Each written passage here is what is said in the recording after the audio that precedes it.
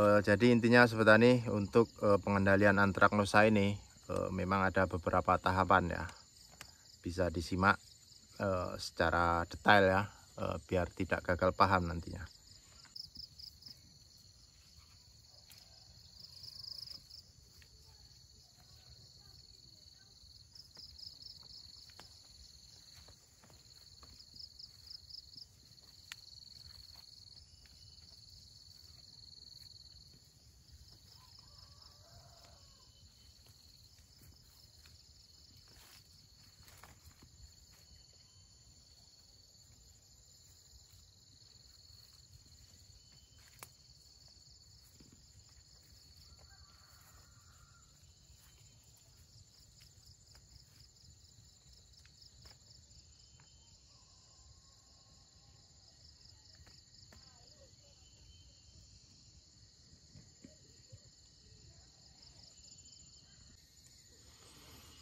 Halo Sobat Tani, selamat beraktivitas.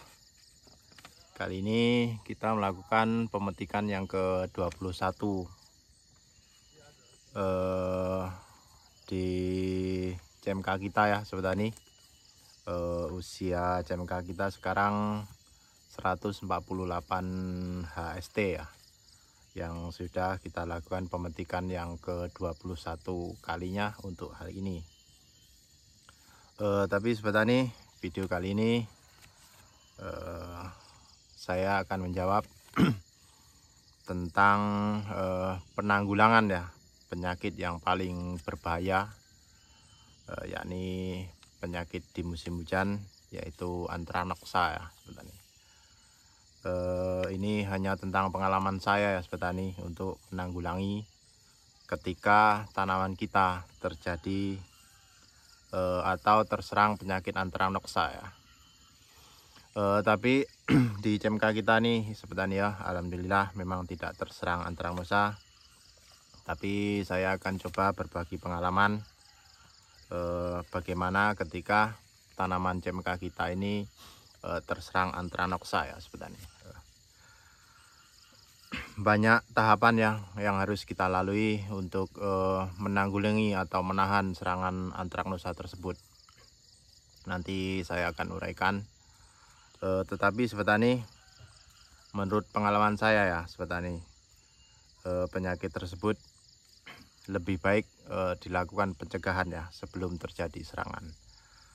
Sudah saya upload video-video sebelumnya tentang teknik-teknik atau pola putar fungisida untuk mencegah terjadinya serangan antraknosa di musim penghujan ya. Memang penyakit tersebut mengganas, antraknosa tersebut mengganas ya Sobat Tani ketika datang musim penghujan.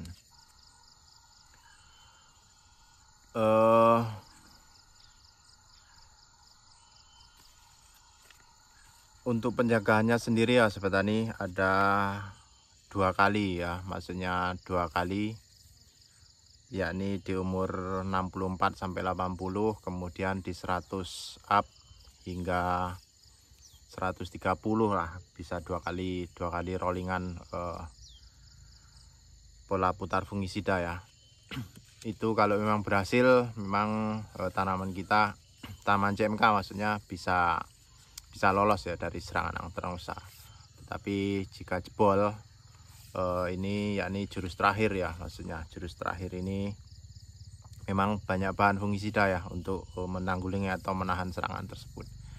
Memang keberhasilan memang tidak 100% ya Sobat Tani, tapi bisa mendekati hingga 90%.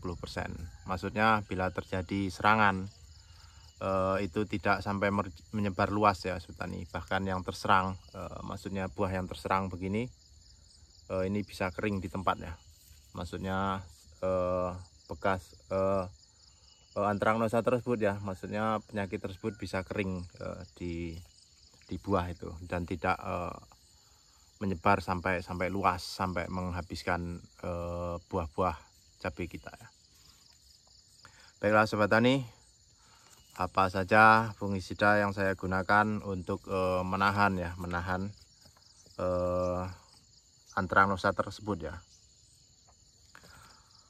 Ada beberapa fungisida, yakni azoxystrobin, difenaconazole, mancozeb, piracostrobin, chlorantranil, benomil, tiram, propiconazole, kemudian tembaga serta golongan famok ya. Intervalnya ini bisa sampai 15 hari ya kita lakukan penyempraian rutin ini hingga menahan hingga ini, maksudnya itu sampai benar-benar serangan itu berhenti dan tidak menyebar luas ke buah-buah lainnya ya. Maksudnya begini sobat tani, Anthracnosa itu jika terlihat di satu batang, mungkin di batang-batang lainnya itu sudah banyak yang kena ya, maksudnya, dan penyebarannya sangat luas sekali ya. Apalagi kita melakukan pengobatan itu, fungisidanya yang kita gunakan tidak tepat ya, maksudnya percuma ya. Begitu kita semprot, rutin semprot, tiap manen rutin semprot, tapi tidak ada perubahannya, itu akan sia-sia ya menurut saya. Jadi intinya sobat tani, untuk pengendalian Anthracnosa ini memang ada beberapa tahapan ya, bisa disimak secara detail ya, biar tidak gagal paham nantinya.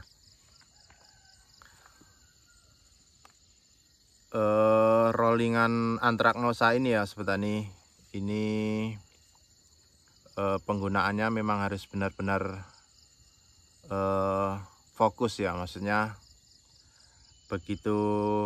begini ya sobat tani, begitu kita nyemprot ini dipastikan memang 3 jam ya, 3 jam itu tidak turun hujan ya, atau ketepatan aplikasi waktunya itu tidak boleh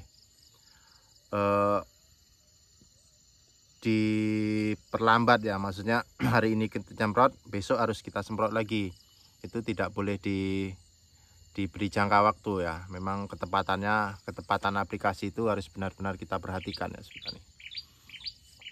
Baiklah sobat tani, bagaimana caranya bisa disimak baik-baik ya sobat tani. Hari pertama, ini bahan aktif yang saya sebutkan, kemudian merek dagang yang biasa saya gunakan ya sobat tani. Hari pertama yakni azoxystrobin, mic difenaconazole, kemudian mic mancozeb. Mancozeb biasanya mancozeb blue yang saya gunakan.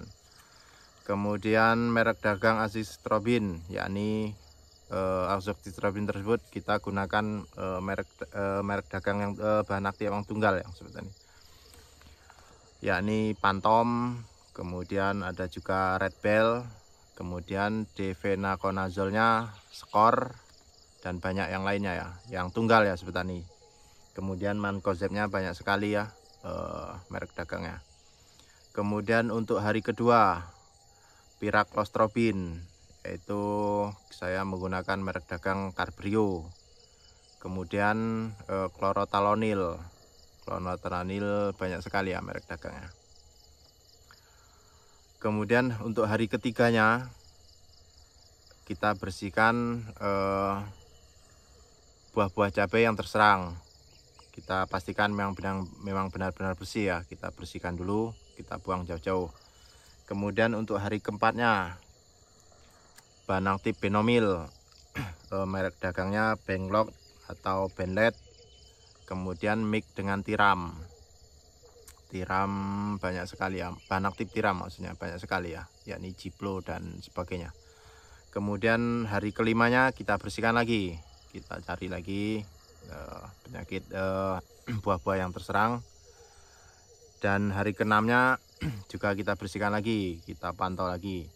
Kemudian untuk hari ketujuhnya yakni bahan aktif propiconazole, merek dagang Villa dari Sikinta kalau nggak salah.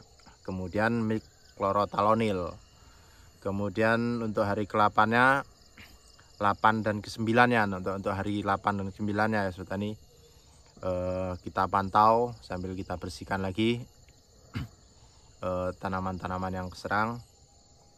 Kemudian hari 10-nya yang terakhir yakni golongan famok ya. Famok ini ada pada merek dagang Zorvac, kemudian Equation kalau nggak salah, kemudian mik tembaga ya sobat tani. Mik tembaga saya biasa menggunakan Kuprosat ya. Jadi rangkaian-rangkaian tersebut ada 10 hari ya untuk mengendalikan, menghentikan atau bahkan memberi efek penyebaran yang sangat lemah ya, maksudnya tidak sampai ke sana ya. Jadi intinya ada 10 hari untuk pengandaian Anthracnosa ya sobat tani. Dan kalau kita lihat, kalau kita hitung-hitung ada 10 bahan aktif fungisida ya dalam runtutan beberapa hari untuk menanggulangi penyakit Anthracnosa tersebut ya.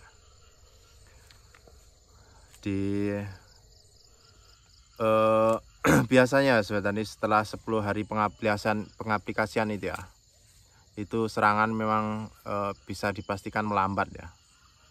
Jika kuncinya jika kita benar dalam aplikasinya ya, maksudnya aplikasinya memang benar-benar kita perhatikan, usahakan memang di sore hari ya, di sore hari ketika tidak hujan ya, atau memang kita lihat situasi ya, situasi kondisi cuaca ketika kita aplikasi itu diperkirakan tidak turun hujan ya. Jika turun hujan memang harus kita ulangi ya sobat tani. Jadi maksudnya begini, kita aplikasi pagi ini, kemudian 2 atau 3 jamnya kemudian turun hujan, mau tidak mau harus kita ulangi ya sobat tani.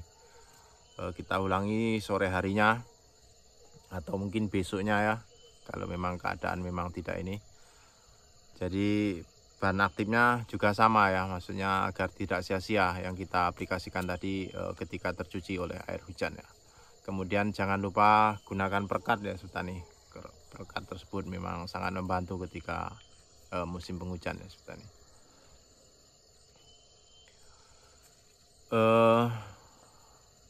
Dan untuk keberhasilannya sendiri ya sobat tani, ini bisa mendekati 90% ya sobat tani.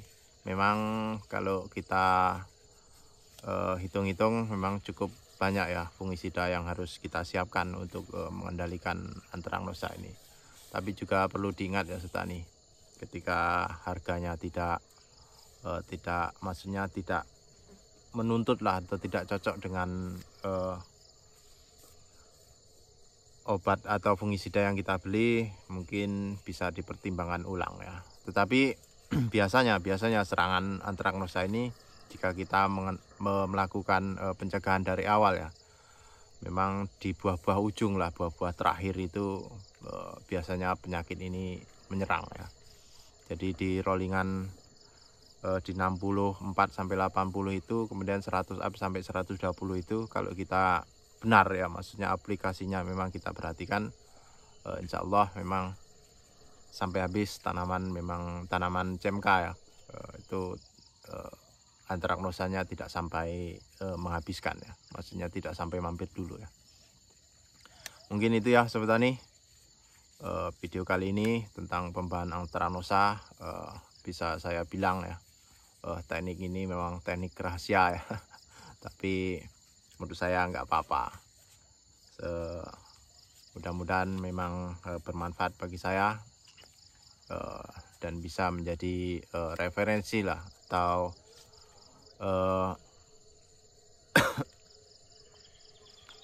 bahan percobaan ya, atau jika sobat tani mengalami kendala pada tanamannya, terutama memang Anthracnosa ini ya sobat tani. Karena menurut saya ya sobat tani, Anthracnosa ini ibarat ular berbisa ya, tetapi secara tidak langsung sobat tani ya, kita sudah punya pemukulnya ya, tergantung kita, maksudnya ular tersebut menggigit atau kita pukul dulu ya. Kalau saya sendiri dalam teknik budidaya cabai ini, maksudnya ular itu harus kita pukul pukul dulu ya sebelum menggigit kita ya. Mungkin perkiraan kira-kira begitulah tentang Anthracnosa ini. Baiklah sobat tani, mudah-mudahan bermanfaat bagi saya dan bermanfaat bagi sobat tani umumnya. Salam sukses.